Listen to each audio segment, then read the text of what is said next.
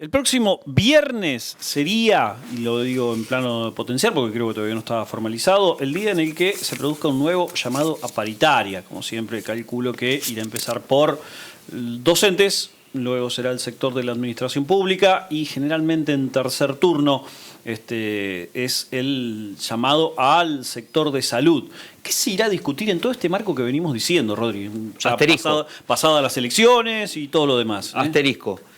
Sector de salud que fue factor esencial en la época de la pandemia, ¿no? Sí. Que tanto se ha hablado de la primer trinchera o la primera línea de fuego, que eran los trabajadores de la salud. Leandro Golza, que está con nosotros, que es representante de CIPRUS, que es uno de los sindicatos fuertes que moviliza en materia de gente, digamos, dentro de la salud pública. Totalmente. Leandro, ¿cómo estás? ¿Cómo va, Leandro? ¿Qué tal? ¿Cómo están? Gracias por la invitación. ¿Cómo quedó lo de la trinchera, la primera línea de fuego, los trabajadores de la salud, la pandemia y hasta ahora las condiciones laborales? Bueno, podemos decir que esa primera trinchera quedó lejos y olvidada. Pasando, es como las cuestiones cuando son emergencias, están muy presentes. Cuando dejan de serlo, dejan de estar en la agenda de funcionarios y demás. Así que lamentamos que hoy por hoy, bueno, si bien se ha acotado la cantidad de profesionales que fueron algunos pasando a planta, digamos, hoy nos quedan alrededor de 200 profesionales que todavía esperan su pase a planta y que fueron los que se expusieron en primera línea en la emergencia sanitaria, sin contar otros sectores que son contratados también, pero que el gobierno provincial no los cuenta, no los tiene en cuenta porque son los que se llaman con fondos propios, que lamentablemente de esos tenemos un montón también, que no entran en paritarias, que el gobierno se niega a registrarlos, a tenerlos en cuenta, pero que son también parte de su incumbencia porque son profesionales que hoy por hoy siguen trabajando y que... ¿Qué tipo de tareas hacen esos profesionales? Exactamente la misma que un profesional de planta. La única diferencia es que esos profesionales muchas veces son contratados por una necesidad que tiene un efector. Esa necesidad la siente, la sufre desde la comunidad, el efector determinado, hasta un director determinado, pero no el ministerio, no las autoridades que son las encargadas. ¿Y cómo se le paga? Se le pagan con fondos que se le atribuyen a los efectores. Y bueno, los efectores por Dame ahí, un ejemplo de efector, digamos, de lo que estás hablando. Justamente me viene en la cabeza los zancos, por ejemplo. Los zancos. Fundamentalmente en el interior más que nada, también en hospitales grandes, pero fundamentalmente en el interior, donde muchas veces a los directivos les es muy difícil llevar adelante la atención con los recursos que tienen.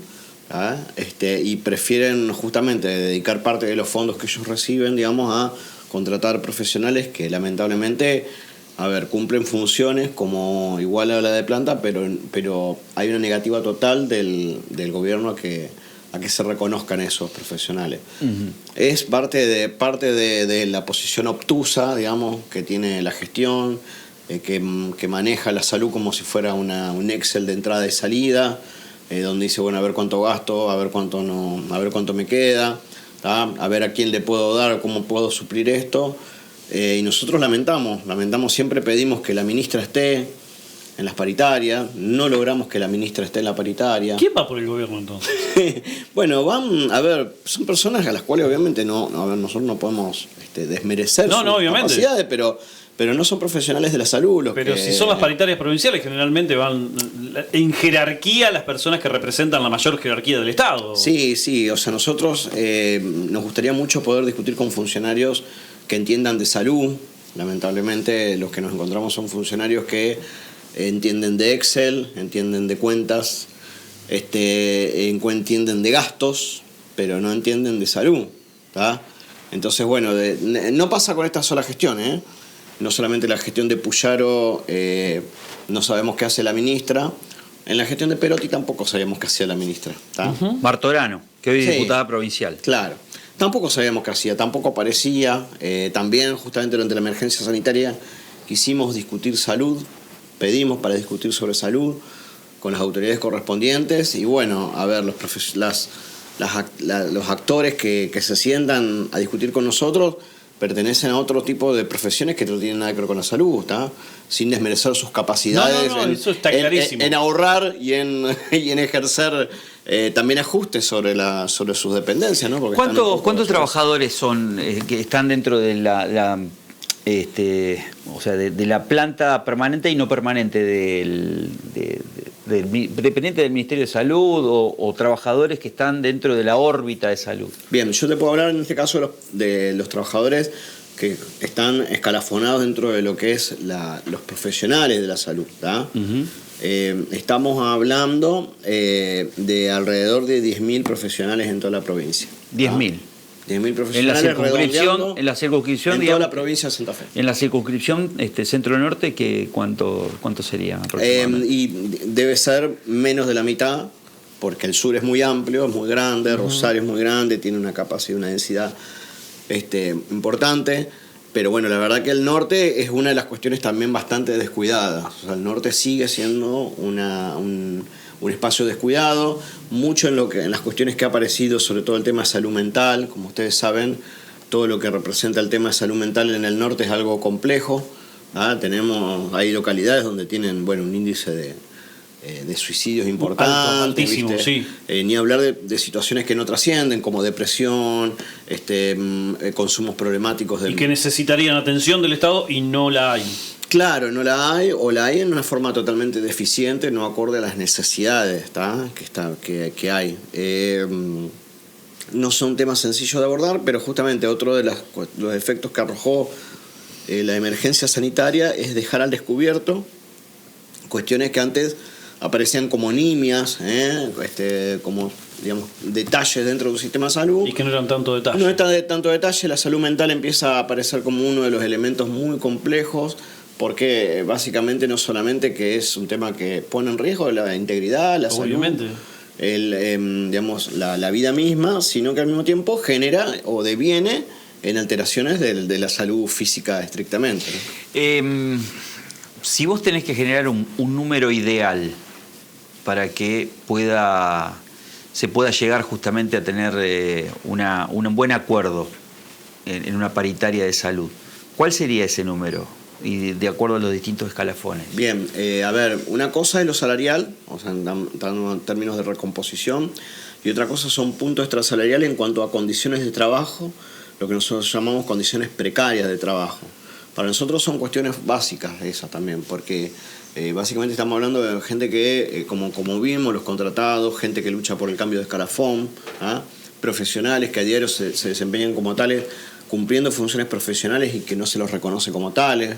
Entonces, por ejemplo, tanto lo que representa los pases a planta, las mejoras en las condiciones de trabajo, los cambios de escalafón, una serie el reconocimiento de los profesionales contratados con fondos propios, las cuestiones que tienen que ver con los reemplazos, con los cupos de reemplazo, con la posibilidad de tomarse licencia con la que les corresponde a las personas.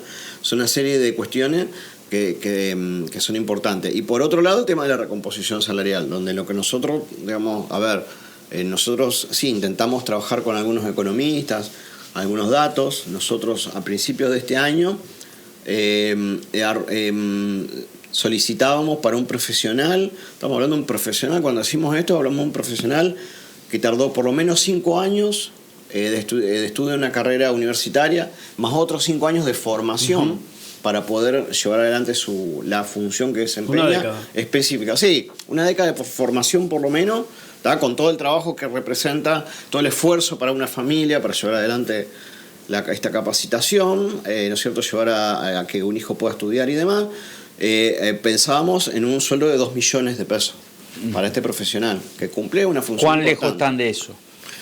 Nosotros estamos muy lejos de eso. Nosotros hoy, por ejemplo, tenemos profesionales que ganan 800.000 pesos cumpliendo tareas importantísimas. ¿Son los más o son los menos lo que cumplen? Y tenemos una parte importante. Ahora, por ejemplo, tenemos profesionales, por ejemplo, que al empezar, que están sufriendo mucho lo que son los embates de la reforma previsional.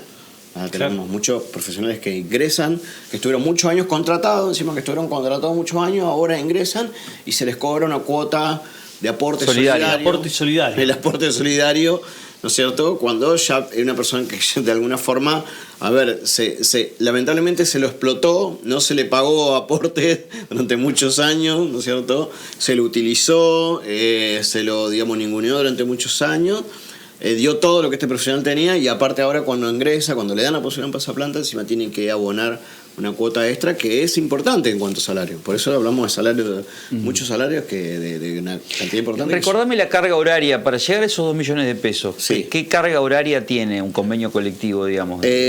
Tenemos disímiles cargas horarias. Van desde 24 horas, profesional ayudante, hasta profesionales que pueden llegar hasta 44, 48 horas semanales. Muchos. Pero justamente entendemos que, por ejemplo, así todo, cargo de 24 horas, si bien es un cargo con una carga horaria relativa, vamos a poder decir, que no es, podemos decir, no es full time, pero sí implica, a ver, un trabajo de estas características implica una dedicación importante, claro. Porque no es solamente, es como el caso de los maestros, no solamente es dar la clase, o sea, después es prepararse, o sea, todo lo que implica, por ejemplo, la atención en espacios públicos, no es igual a lo que es la formación de un profesional de consultorio de práctica privada.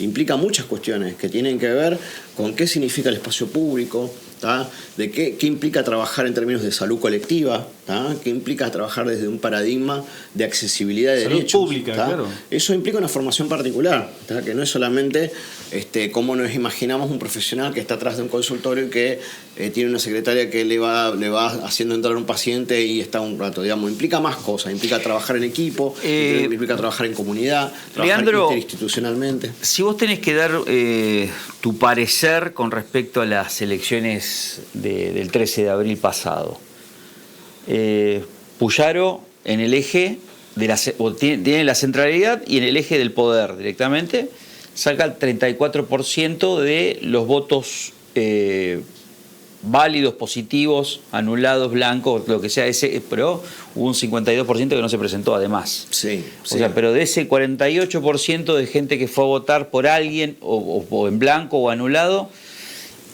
Puyaro sacó el 34% de los votos. ¿Qué lectura haces?